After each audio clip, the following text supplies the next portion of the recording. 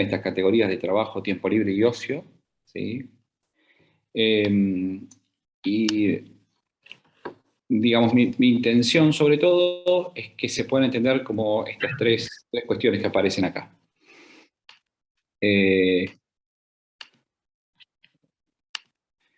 Primero, entender trabajo, tiempo libre y ocio como categoría sociohistórica. ¿Qué significa esto? Que son categorías, conceptos, digamos, que han ido variando a lo largo del tiempo. El significado, digamos, su connotación, depende mucho del momento histórico en el que se interpreta y de eh, la forma de entenderlo en las sociedades, ¿sí?, a lo largo del tiempo. Después, entender el concepto de trabajo en sentido universalista como estructurante del tiempo social, digamos, en las sociedades modernas, que vamos a ver que es algo que tiene alrededor de unos 200 y pico de años, que no es que siempre existió como tal en la idea universalista, pero ya vamos a ver qué significa esto de universalista. Y después alguna noción de lo que sería, que se dio durante, o al menos fue una pretensión de que se dé durante gran parte del siglo XX, la idea de sociedad de pleno empleo y consumo masivo, y su crisis, digamos. En las próximas clases lo veremos a esto, digamos, qué sucede después de esas crisis, y son como los temas más actuales. Pero entonces son estas tres cuestiones las que me importa que podamos ver en esta clase, ¿no? Trabajo, tiempo libre y ocio como categorías que fueron cambiando a lo largo del tiempo, la idea de trabajo en sentido universalista y qué significa esto, y el concepto o la idea de sociedades de pleno empleo y consumo masivo. Bien, vayamos por lo primero. Esto que ven aquí es, bueno, es una persona, digamos, que está en una situación de tortura, ¿no? Y, bueno, atrás está como atada, ¿sí? Y por detrás hay tres palos, ¿sí? El concepto de trabajo en la antigüedad occidental viene del concepto de tripalium, ¿sí? Y más allá que esto puede sonar como anecdótico, digamos, lo que sí nos importa es esta cuestión que yo les mencionaba al principio, de entender de dónde viene el concepto y cómo fue interpretado en sus primeros tiempos, ¿no? La idea de trabajo en nuestra antigüedad occidental, que es de donde nosotros provenimos como sociedad, estaba entendida en un sentido negativo, ¿sí? Quienes trabajaban eran los esclavos, quienes trabajaban eran aquellos que solamente podían ofrecer su fuerza física, digamos, su fuerza corporal, por decirlo de alguna forma, ¿no? Es decir, que el concepto en sí y la idea manejada a nivel social surgió en un sentido negativo. ¿Por qué? Bueno, porque había este, ciertas visiones acerca de la sociedad, de que la sociedad estaba dividida entre aquellos que solamente podían ofrecer esta fuerza física o corporal, y aquellos que tenían como una capacidad más intelectual de dirigir esas sociedades, ¿no? Esa especie de dualismo, ¿sí?, entre cuerpo y alma, cuerpo y espíritu, etcétera, donde las personas que tenían un rol preponderante a nivel social, y eso se traducía también en diferenciaciones sociales, eran aquellos que estaban como más en contacto con las actividades, por decir de alguna forma, del pensamiento, ¿no?, de lo espiritual. Esto, fíjense que esa connotación negativa siguió durante muchísimo tiempo, inclusive hasta gran parte de la Edad Media, aunque obviamente como las sociedades se iban complejizando, la división del trabajo iba teniendo diferentes tipos de actividades, podemos empezar a encontrar en la Edad Media como algunos primeros indicios de formas de organización, de corporaciones, ¿sí?, de formas de organizarse los trabajadores, en este caso aquellos que desarrollaban algún tipo de oficio, ¿no?, relacionado con la carpintería, la metalurgia básica, por decir de alguna forma, y que prestaban algún tipo de servicio a los señores feudales o a la nobleza, y bueno, ahí uno puede encontrar como primeros vestigios de empezar a establecer algún tipo de regulación sobre las actividades del trabajo, y empezamos también a encontrar algunos vestigios de cierta idea de intentar organizar el tiempo en torno al trabajo, ¿no? Entonces hay evidencias de estatutos de aquella época, de estas corporaciones de oficio, que fijaban ciertas condiciones de cuándo trabajar, cuándo tener tiempo libre. La cuestión del descanso dominical aparecía como algo importante porque estaba vinculado con una cosmovisión muy desde lo religioso, ¿no? Para aquel entonces no se trabajaba los días domingos porque estaba destinado a ese tipo de actividades. En algún momento comenzaron a establecer que no tendría que haber trabajo nocturno, ni tampoco trabajo domiciliario, porque era una forma como de competencia desleal de unos con otros. Es decir, más allá de lo anecdótico, lo que tenemos que ir viendo es cómo dos cuestiones. Una, por un lado, esa connotación que perduraba aún negativa respecto a la idea de trabajo, y algunos primeros indicios de cómo organizar el tiempo en torno al trabajo, ¿no?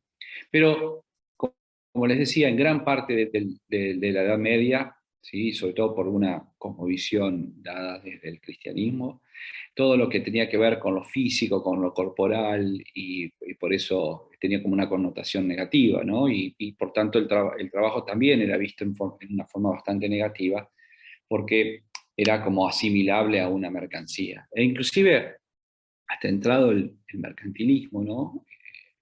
Acuérdense que es un poco esa etapa donde aquellos grandes imperios europeos salían a conquistar el mundo y a los territorios donde iban, el criterio de acumulación de riqueza estaba en torno a los materiales minerales preciosos. Entonces el criterio de acumulación y generación de riqueza no estaba en torno al trabajo, sino que estaba en torno a ese tipo de materiales que se iban acumulando.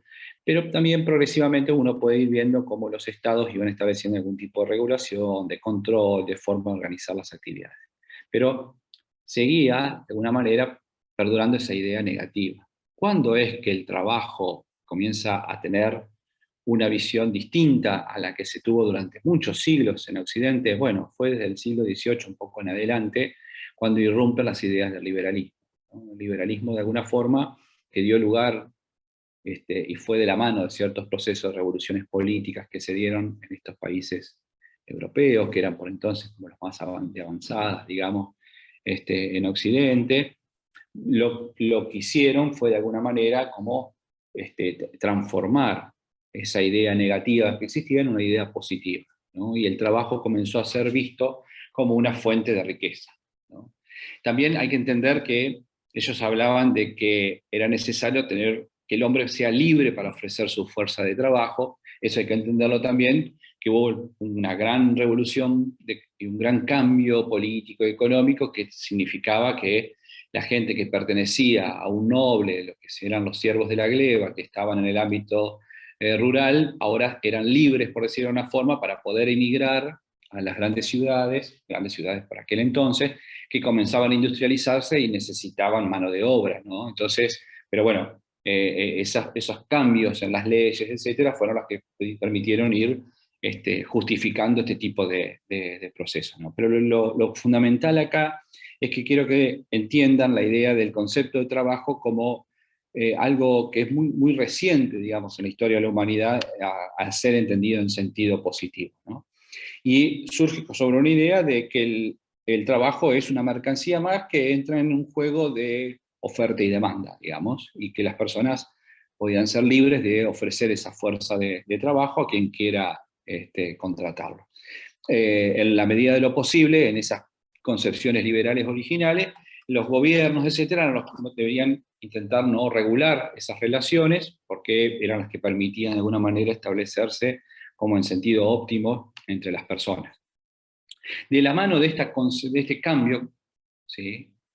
Hacia una visión mucho más positiva del trabajo, ¿no? Que da el liberalismo, y entender el trabajo como fuente de riqueza, de la mano de eso, ustedes recuerdan que de alguna forma también se dieron otro gran proceso de revolución tecnoeconómica, digamos, que fue el proceso de la revolución industrial también dado en esos países, ¿no? Que se industrializaron en Europa, que son encima, a su vez, algunos reinos en algunas regiones específicas de Europa, inicialmente, y que a su vez introdujeron conocimiento científico, tecnologías, la maquinaria, digamos, al ámbito de la industrialización, y comenzaron a aplicar conocimientos también para regular y administrar el tiempo de la producción, ¿no?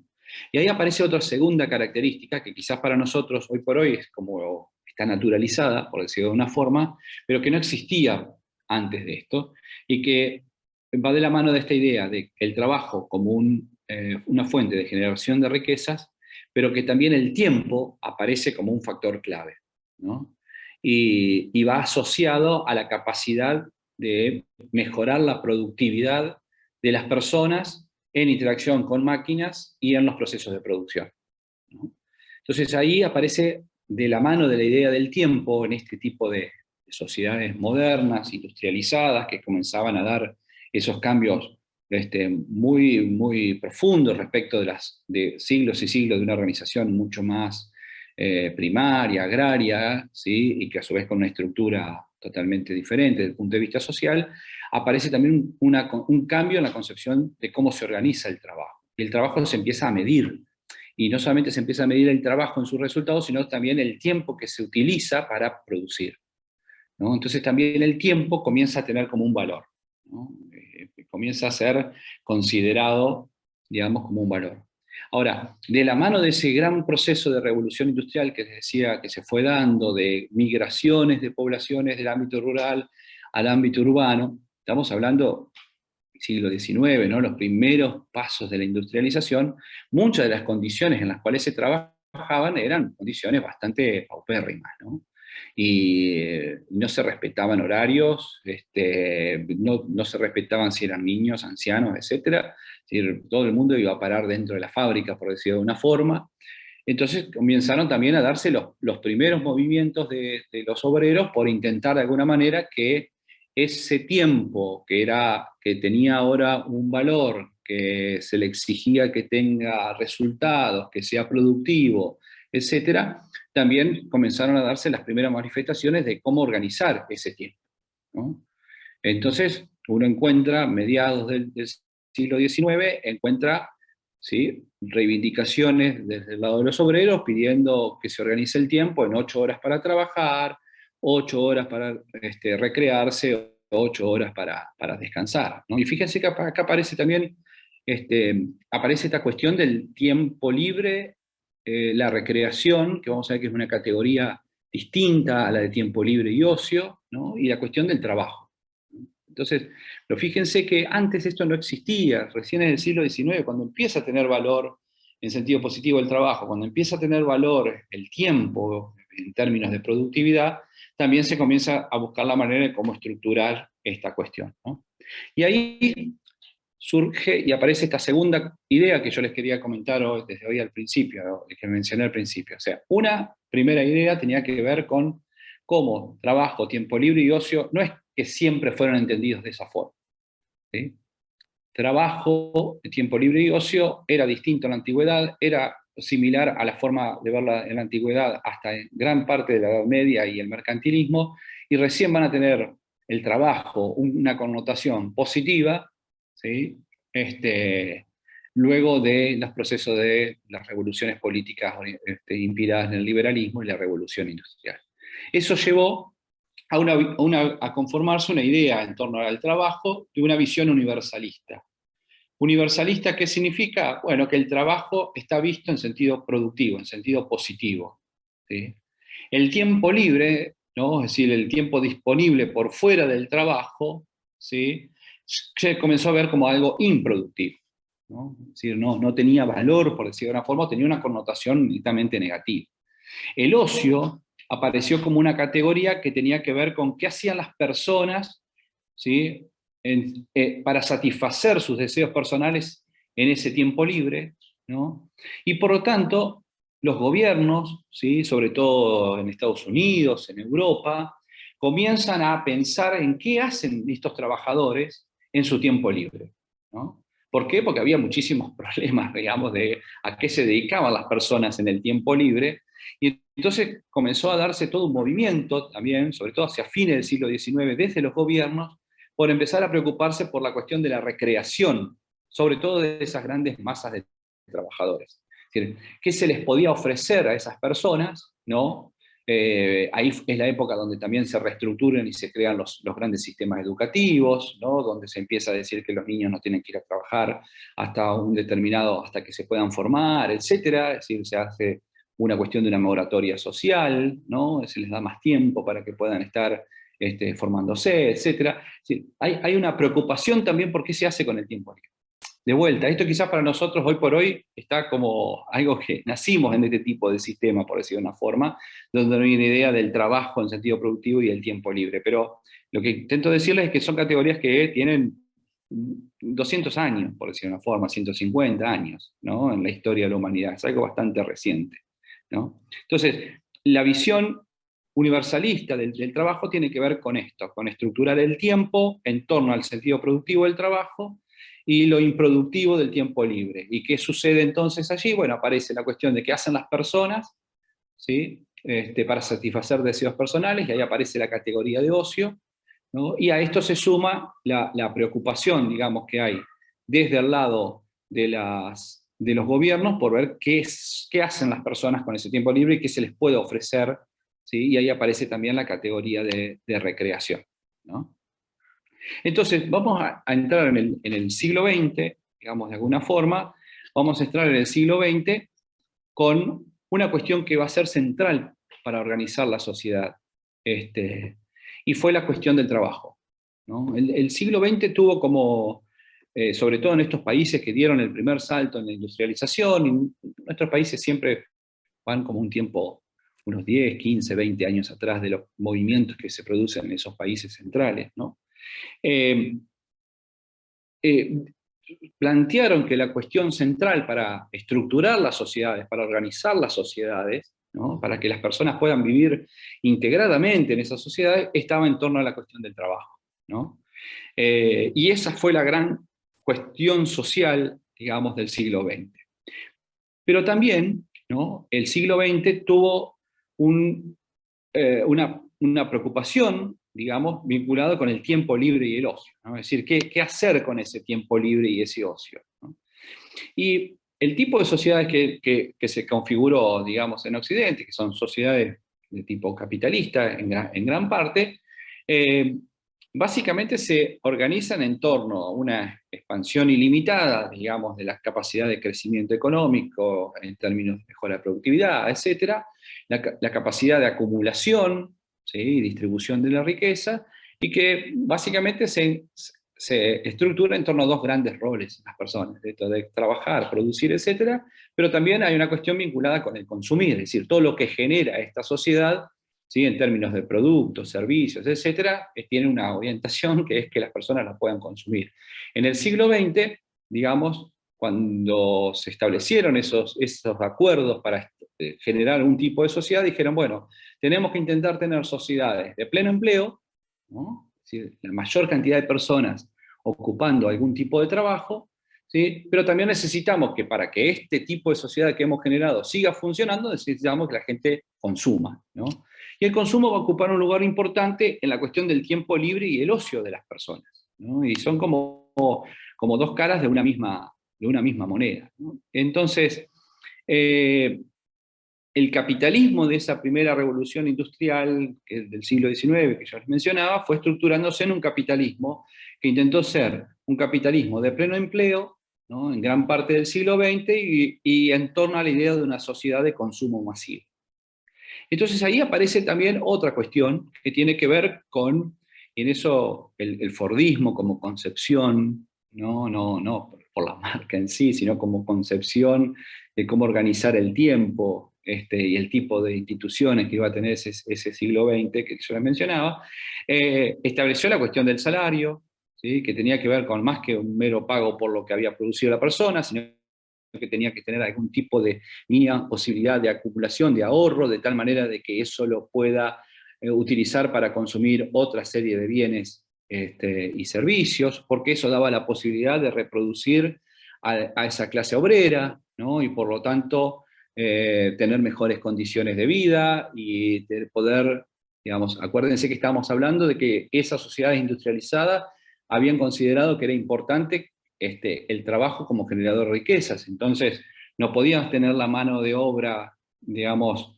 de tu población en condiciones paupérrimas. Necesitabas generar y brindarle algún mínimo de condiciones para que se pueda seguir reproduciendo, ¿no? Entonces ahí aparece de la mano de esta idea de la sociedad de pleno empleo, de consumo masivo, aparece también una transformación en el Estado, aquello que el mercado no lo podía resolver, el Estado buscaba la forma de poder reorientar la distribución de la riqueza para que las personas puedan tener vivienda, acceso a otra serie de cuestiones básicas para poder subsistir. Y fíjense que también hay toda una transformación, el Fordismo hizo también toda una serie de transformaciones desde el punto de vista de la organización, digamos, social, porque, digamos, consideraba esto de que los jóvenes no podían hasta determinada edad poder ingresar al ámbito de la industria, tenía una concepción de que las mujeres tenían que quedarse en el hogar para recibir a su esposo obrero y criar a sus hijos, y los hijos tenían que ir al sistema educativo, etc. Tenía toda una concepción de cómo estructurar también la institucionalidad en torno a esa idea de una sociedad de consumo de masas y de pleno empleo, ¿no?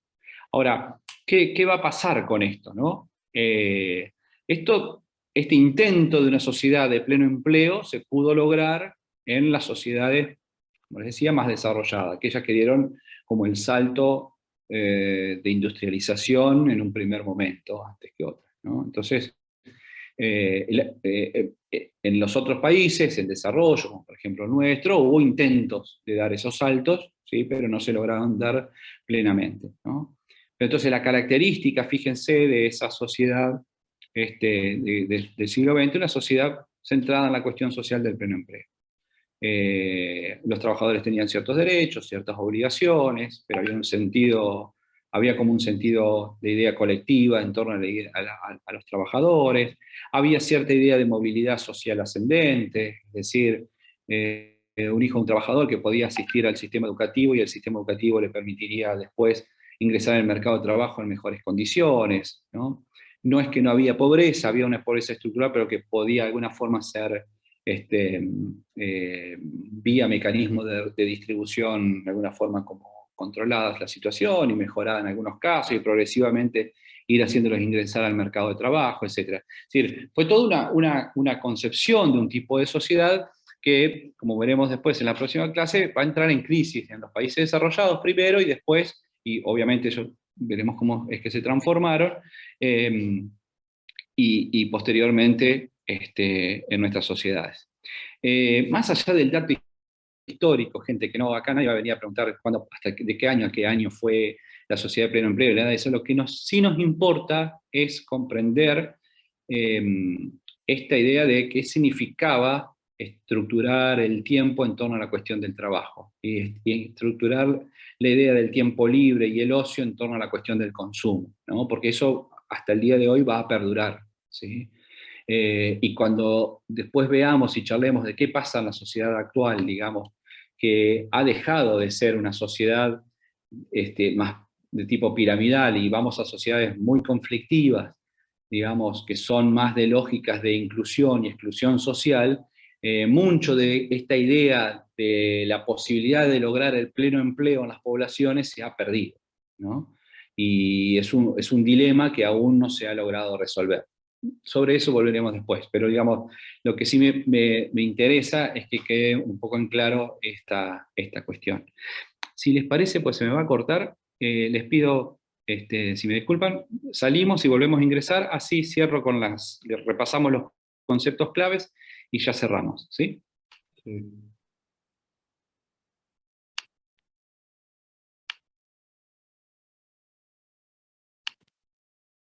Bien, entonces, repasemos algunas como ideas claves, ¿no?